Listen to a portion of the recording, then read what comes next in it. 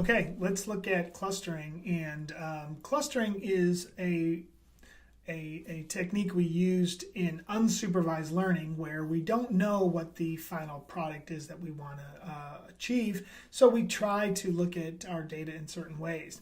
So clustering allows us to look at our data and then be able to see if we can find groups within that data. So what we're going to do is what's called K-means. And I'll go ahead and select it here. K-means just really means that we know the number of groups ahead of time, and we choose to determine whether we have that number. So K meaning a number of groups. So if I say K equals 3, then I'm looking for 3 groups within my data set. So let's just look at a quick example to hopefully help you out. And when it comes to clustering, of course, you're going to import your data. You're going to import your libraries. You need to cleanse your data, and all of that's going to be done for you at this point. And what we're going to do is just do the model building here. And also, there's going to be a lot of additional things we'll do with clustering. For example, hierarchical clustering, which allows us to look at clusters without knowing what our predetermined amount is. So that's one thing we'll look at. And then as we get going through model building, we'll have the ability to transform our data to actually get better results, and we'll do that in class. Something else to think about when we're doing model building is you set up your model, you fit the model, and then you predict the model, and then you check for its accuracy. So pretty much everything we do when it comes to testing is going to be fit the model, predict using the model, and then check its accuracy. So for this, we will import a lot of different things here. I'm importing Seaborn and Matplotlib just because I want to show you graphically what our results look like. And then for K-means, when we do different things with sklearn, which is scikit-learn, we import just what we need. We don't want the entire library because then it slows down our data processing. So in this case, I'm going to go ahead and import. I am taking one data set, but I'm making 2 different data frames out of it. And the reason is because I want to take out the actual result and see if we can predict it. So what I want to stress is that this is unsupervised. So even though my data set has the type of wine that it is, the truth is I don't know. When I'm using clustering and unsupervised learning, I'm assuming, or I should not have what my final result is. We have it in here because it allows us to check for accuracy, but that's the only reason it is here. So I'm going to take out the actual wine. Oops, I gotta go back up. There we go. And so now I've created wine is now just going to be one column, and that's this one here. And I need to just quickly show you, I want you to see what the data looks like right now. So what I did is I created a scatter plot, and I included alcohol and the hue. I'm assuming the hue means if it's a red or a white and things like that. And then I used the wine cluster, which is data that hasn't been changed yet. And the hues that you see are the different wines themselves. So right now, if you see, based on alcohol and hue, we do have some clusters here based on our data. And it looks pretty much like that. I don't know if I don't know what any of these other ones are. If I change this one to magnesium, let's try magnesium as our second one.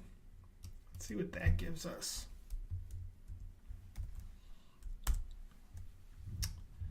Not as good in that case, but you can still see how the clusters are sort of there. So I'm going to go back and change that to hue. So again, hue is one column in there, even though I know I've got hue here. That shouldn't confuse you. That's just a label of how we're going to view the different colors here.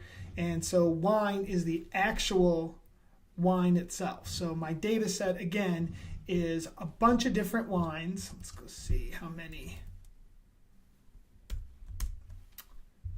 Oops.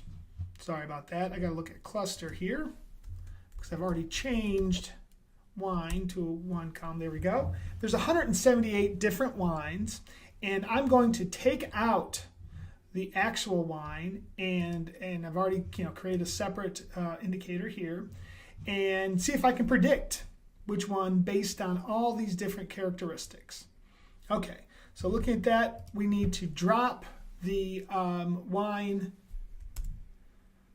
from that, and by doing that, the reason we do that is now I've got wine by itself in its own data frame. That's the actual label that should go with each one of those 178 values. I'm sorry, 177. And I'm going to add one line here. So what this does is it's going to look at the 1, and if the value equals 1, it's going to say what the actual label for that is, then a 2, and then a 3. So go ahead and do that, and now you look, and wine name now shows us the different ones. And I'll actually go ahead and do this, see if I can get the different ones, or they're probably all in alphabetical order, or in order based on 1, 2s, and 3s. So if I did this for the tail, I'm assuming that I would see different ones. There you go. That's the number 3s. So let's build a model. And what we're going to use is wine cluster. Wine cluster does not include the actual type of wine that it is. And we're going to see if we can predict it. So again, I'm going to create a model. I'm going to fit a model, and then I go and I predict. So labels now is the predicted value of the wine as a 1, 2, or a 3. So let's go ahead and take a look at that. And you see here, I've got 1s and 2s. Don't see any 3s.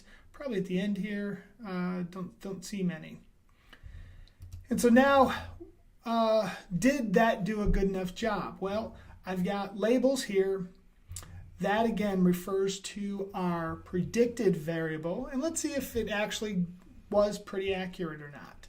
So there's our cluster. And I'm going to concatenate labels with wine cluster just so I can add it back in. And now I'm going to, I don't like that it says 0. I want that to be an actual label. So go ahead and do that. You can see that does that. And let's see if it looks like we have some different groups like we had before with that data. And you can see, it looks like the red and green here is a little bit mixed up, but the blues seem to do a pretty good job of indicating it there. And we will take a look at what's called a scree plot here. And this plot gives us a better idea of how many groups we should have created. And so what happens is when this line looks like it sort of levels off, then that lets you know that you have created enough groups. So we did 3. It looks like actually 4 might be the right one based on our data here. But we know, because we already know the results, that it's supposed to be 3. So that's why we want to include 3. All right, let's see if we can take a look at this data and take our predicted value and compare it to our actual. So here's label. That's what we predicted. And the wine and the wine name are actually the correct result. So you can see when you see a 2 and a 1, that means we did not predict it correctly. But a 1 and a 1, that means it was predicted correctly. And you can see down here the 3s, looks like I did not do a good job of predicting the third wine. So we'll go ahead and look at that in a crosstab. And so the 1, 2, and the 3, the 0 here is going to be the one here. And let's actually make this the wine name. Why not? We should be able to. There we go. And so our label 0 looks like it didn't do too bad in predicting. The 1 did not do too bad, but our last one here just doesn't seem to have worked very well.